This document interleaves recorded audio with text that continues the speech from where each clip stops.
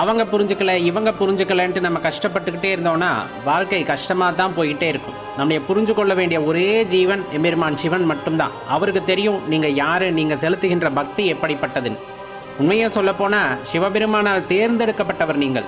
மற்றவங்க என்ன தேர்ந்தெடுக்கலை, அவங்க என்ன நிராகரிக்கிறாங்க, இந்த மாதிரி ஏக்கங்களோ இந்த மாதிரி எண்ணங்களோ மனதில் வரவே கூடாது.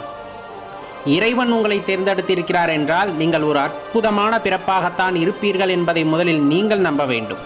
சிவ வழிபாடு எல்லாத்தினாலையும் செய்யக்கூடியது அல்ல.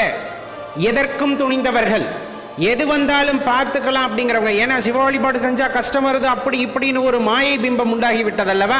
அதனால அது வந்தாலும் சரி பார்த்து கொள்ளலாம் என்ற மன எண்ணம் உடையவர்கள், மனோதிடம் உடையவர்கள் தான் சிவபக்திக்குள்ளே இறங்குகிறார்கள். அதனுள் இருக்கின்ற ஆழமான அன்பை ருசிக்கிறார்கள்.